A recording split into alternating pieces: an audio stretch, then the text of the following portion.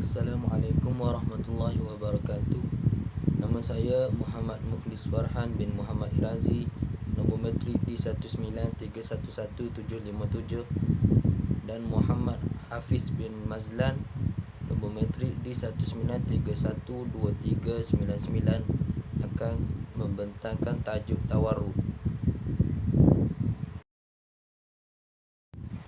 Definisi tawarruk. Tawarruk adalah satu pengaturan pembiayaan di mana pelanggan akan menerima wang tunai di akhir pengaturan pembiayaan tersebut melalui rangkaian transaksi jualan untuk memenuhi keperluan kehendak mereka.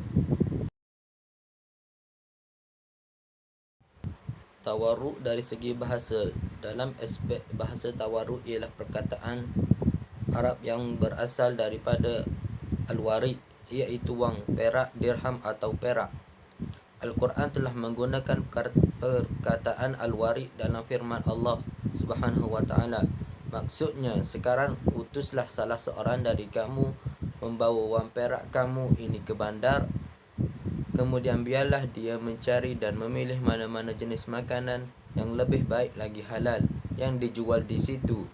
Kemudian hendaklah dia membawa untuk kamu sedikit habuan daripadanya. Dan hendaklah dia berlemah lembut dengan bersungguh-sungguh semasa di bandar.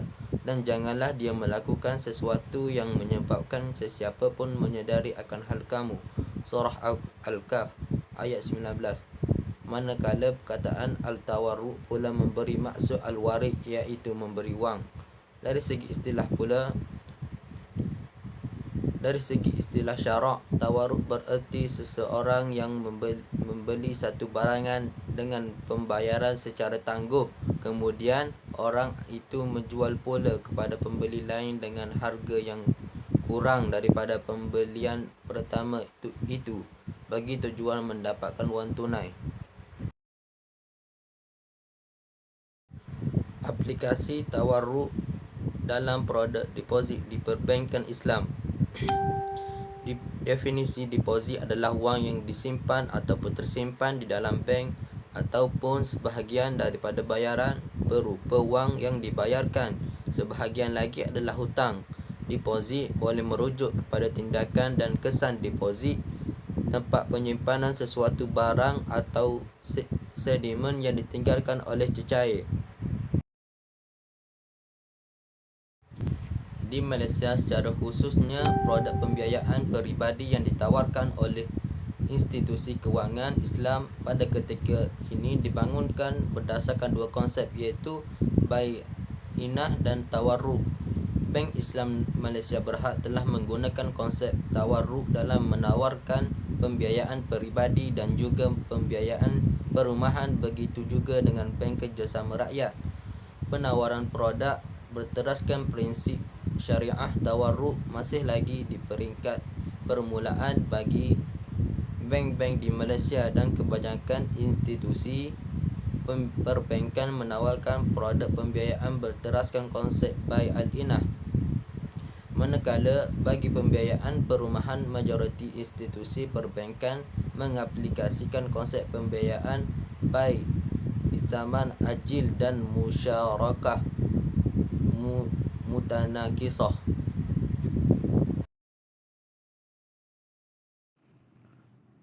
Modus operandi tawarruk. Yang pertama, berdasarkan rajah, pelanggan memohon produk pembiayaan berasaskan konsep tawarruk daripada bank. Seterusnya, bank pula mendapatkan dokumen transaksi tawarruk daripada pelanggan. Bank akan membeli komoditi di Bursa Logam London LME melalui broker yang pertama. Seterusnya, di bawah kontrak murabahah, bank kemudiannya menjual komoditi itu kepada pelanggan pada harga jualan bank pokok campur dengan keuntungan berdasarkan keterma pembayaran tertangguh. Seterusnya, di bawah kontrak wakalah, pelanggan meminta bank menjual komoditi itu di pasaran. Bank juga bertindak sebagai ejen jualan yang dilantik untuk pelanggan dan menjual komoditi tersebut kepada broker yang kedua. Yang seterusnya, bank kemudiannya mengkreditkan warik, iaitu hasil daripada jualan komoditi ke akaun pelanggan. Akhirnya, pelanggan membayar jumlah yang kena dibayar iaitu prinsipal atau keuntungan kepada pihak bank melalui kaedah ansuran yang telah dipersetujui. Seterusnya, persamaan konsep tawaruk dan bai al-inah. Kontrak bai al-inah secara teorinya memberi maksud menjual barangan dan kemudiannya membeli semula barangan tersebut pada harga yang berbeza dengan harga tertangguh yang lebih tinggi daripada harga tunai. Jika dilihat secara kasar, konsep tawaruk dan bai al-inah ini dia mempunyai persamaan. Dia daripada aspek matlamat dan tujuan kontrak yang diguna pakai. Institut Kewangan Islam mengguna pakai kontrak bai al-inah dan tawaruk ini bagi tujuan yang sama, iaitu untuk mendapatkan tunai dan keperluan kecairan. Perbezaan konsep tawaruk dan bai al-inah. Terdapat perbezaan di antara transaksi atau aplikasi tawaruk dan bai al-inah.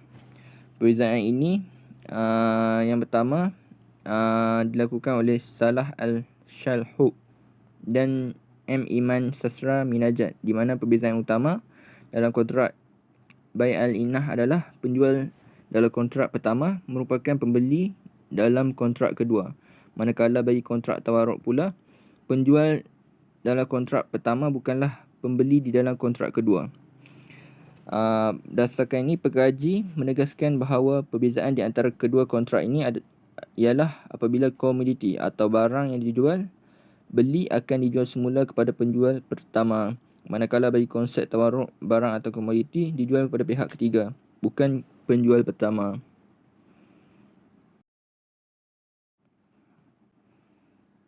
Kesimpulan, bai al-tawaruk merupakan bentuk jual beli yang melibatkan tiga pihak atau lebih. Ia merupakan alternatif kepada bai al-inah yang banyak menimbulkan kontroversi dalam kalangan sarjana Islam, terutamanya di Timur Tengah.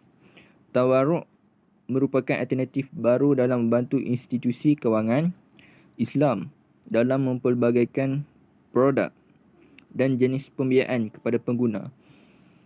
Kepelbagaian produk yang ditawarkan oleh institusi kewangan mampu memberi pilihan kepada pengguna untuk mendapatkan pembiayaan yang patuh syariah dan mampu bersaing dengan institusi kewangan konvensional yang sedia ada. Walaupun majoriti ulama dan badan syariah daripada institusi kewangan Islam di seluruh dunia telah menerima pakai kontrak tawaruk dalam produk perbankan Islam, begitu juga Malaysia. Namun aplikasi tawaruk, terutamanya tawaruk munazzam, perlu dilaksanakan dengan penuh teliti dan berhati-hati agar pelaksanaannya tidak bercanggah dengan prinsip syariah.